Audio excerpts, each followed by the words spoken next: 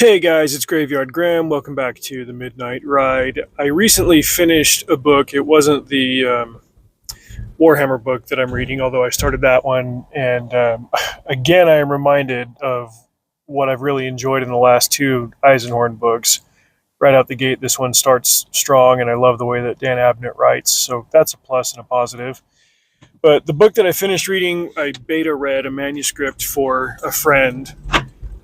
I'll hold off on describing the genre or anything. Suffice it to say that it is somewhat niche, and it's a genre where it's less common to hit, and it's very easy to miss. Um, and oddly enough, I don't think that she necessarily did either. But that's why we do a beta read. It's here's what worked, here's what didn't. Um, I will say that by the time I got to the end, I was like, you took on a challenging concept and you mostly did it well.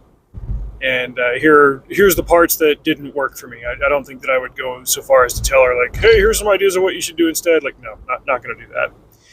But I am going to do that to Ridley Scott and his writers for Gladiator 2.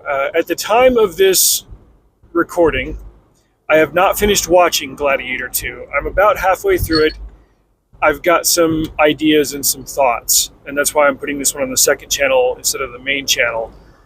The brunt of the thought is that this movie feels like it started out with one writer, and then it got passed off to a different writer, and he said, let's do this instead, without rewriting the first half of the movie. Let me explain.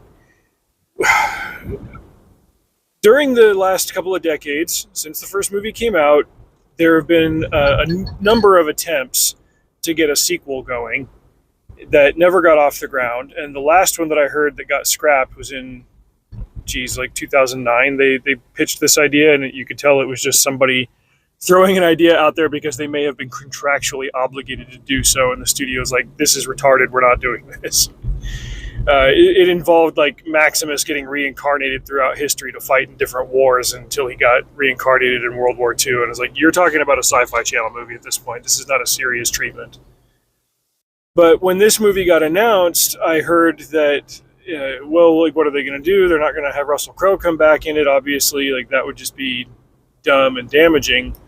And they said, well, it'll focus on his, on Lucius, on Lucilla's son, the young boy from the first one. And I was like, well, he was the grandson of Marcus Aurelius. What is he going to end up in the arena? Like, how is this going to work? When the trailer came out early last year, I watched it and I was like, this doesn't look terrible. You know, looking at it in a vacuum, I think that this doesn't look bad. It seems like the kind of movie I would probably go see. I ultimately didn't go see it. But you know, immediately the YouTubers got on like, oh, this is gonna look dumb and blah blah blah. And it's like I like to make up my own mind about this stuff. Overall, it didn't seem terrible. It just didn't really get me revved up to go to the theaters, so I didn't see it. Came out on streaming. Here we are. The movie starts out with Paul Mescal's character. His name is Hanno, and he lives in the the Nova Africanus nation of Numidia.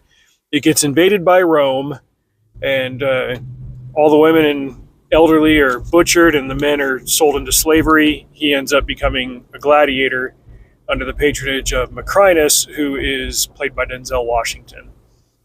But he's a really good gladiator. In fact, like, this story pretty much follows all of the beats of the first movie, even down to surprises in the arena and stuff. That's how these 20-year sequels tend to go. They really like to either rehash or just straight up echo the original properties. And then we get it to about the halfway point where all of a sudden Lucilla, played again by Connie Nielsen, and her character in this one is married to a man named Acacius, who's like the super high-ranking general in Rome, played by Pedro Pascal. She starts having these flashbacks to the first movie when Maximus died, and one of the last things that he wanted to make sure was that her son Lucius was okay. He was a 12-year-old boy in the first one. And we find out what happened to him, and I was wondering about that because the emperors in this movie are the twins Geta and Caracalla, and I know very little about them other than they were twin emperors. It depicts them as like sinful, debaucherous types that they just care about the war and the games and the decadence, and just destroying Rome through abuse of their power and of the public will and of the public resources. Hey, does that sound familiar? But I digress. And I started wondering, is like, well, wait a minute. Marcus Aurelius had a grandson in this first movie. What the heck happened to Lucius? Well, all of a sudden we start getting answers to that question. And the flashback concludes with Lucilla saying, hey, you're now the sole heir to the throne. There are going to be a lot of people that want to kill you. We got to get you out of here. And she sends him away, and that's it. And I was like, well, wait a minute.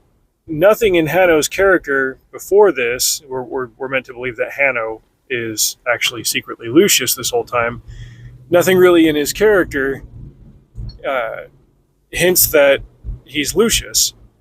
But she comes to see Hanno, the gladiator, while he's, celled up, while he's in prison. And she's like, oh, you're secretly my son. And he's like, oh, I don't have a mother. My mother is dead, blah, blah, blah, something or other. Well, no, then it's like, oh, no, actually, I was secretly Lucius this entire time. It's such a hard right turn that was not set up or established that it doesn't mean anything. I think of scenes like this, and I describe these kind of story revelations as Boba Fett on a Rancor. It's cool, but it doesn't mean anything. It's in order for it to matter, you've got to set it up right. And Boba Fett on the Rancor was only set up by one random episode where Danny Trejo brings him a pet Rancor, and he's like, hey, Mandalorians used to ride Rancors. Do we get any training montages? Do we get any addressing of that? No, Boba Fett just shows up on a Rancor in the final episode because Disney wants to sell a toy of that. In this case, you could work backwards and say, yeah, of course it would make sense that if people are going to overthrow the throne of the emperor, if the Roman Republic is supposed to be reinvigorated instead of the crown of Caesar and all that, then whoever could claim the throne by blood would be a hazard to all of that. So they gotta go hide him. But then you've got to at least subtly hint that Hanno is Lucius. When Numidia gets invaded, I mean, obviously, if you're going to send this 12-year-old out into the wilderness, he's got to have a protector or an advisor or something. Show him now as an adult with that advisor saying, hey, these are the Romans are coming. This is what we prepared for. And have Hanno, who looks a little bit different from these Africans, prepare his colony against this invading Roman army, and then have the Romans attack this colony in Numidia and say, hey, these guys are harder than the other ones we faced. They can still lose, but emphasize that there's something special about Hanno. And, then have him note Acacius in battle, and then when he gets to Rome and he notes that Acacius is married to Lucilla, that gives him a more personal reason for hating this guy. Like, hey, you destroyed this colony where I was hiding, and you're part of this power structure that I was running from, and you're nailing my mom. Okay, now we've got reasons for personal beef other than just the most vanilla reason in a movie, and that's that, I had a girlfriend and this guy killed her. He had a wife. Hanno had a wife named Arashat. And on top of all of that, he's doing so in the service of Emperors Geta and Caracalla. And, then that gives Hanno a drive to say, maybe I really should come back and overthrow these guys, because if there were going to be emperors in Rome, better for it to be someone like me, the grandson of Marcus Aurelius, under the guidance of my mother growing up, versus these two drunk idiots who just want to waste all Rome's treasure and young blood in an attempt to conquer the entire world. It's a case of there's a better story in here and a stronger concept, and it's hard to think that after 24 years they rushed it, but maybe that's the case. Maybe by the time they finally got it greenlit to the time that they had a release date for it, they just had to rush the story out this way.